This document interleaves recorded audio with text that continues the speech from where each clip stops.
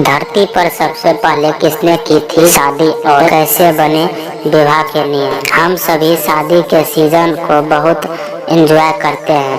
शादी न सिर्फ दो अनजान लोगों को एक करती है बल्कि उनके परिजनों को भी आपस में मिला देती है। शादी के बारे में एक सवाल सबके मन में आता होगा कि आखिर वो कौन दो शख्स थे जिन्होंने धरती पर पहली बार विवाह किया था।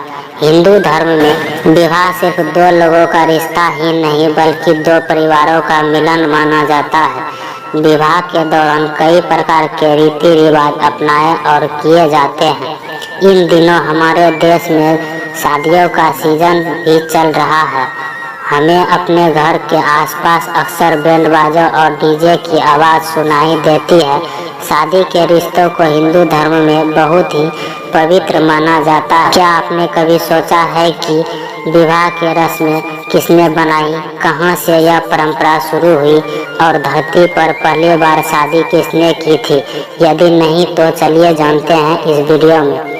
हिंदू धर्म की पौराणिक कथाओं के अनुसार जब सृष्टि का निर्माण हुआ उस समय भगवान ब्रह्मा ने अपने शरीर के दो टुकड़े किए, जिसमें से एक टुकड़े को का नाम दिया था और दूसरे टुकड़े को या नाम दिया।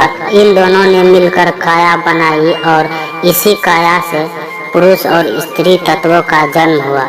पुरुष तत्व को स्वयंभू मनु का नाम दिया गया और स्त्री तत्व में पैदा हुई पहली महिला को शत्रुपा नाम दिया गया। हिंदू धर्म में मनु और शत्रुपा को ही पृथ्वी का पहला मानव माना जाता है। जब हम इन दिनों का धरती पर पहली बार आमना सामना हुआ तब भगवान ब्रह्मा से मिले संस्कारों और पारिवारिक ज्ञान से इनको दाम्पत्य जीवन में आने की दिशा मिली। हिंदू धर्म की कुछ धार्मिक पुराणों में बताया गया है कि विवाह की शुरुआत श्वेत ऋषि ने की थी।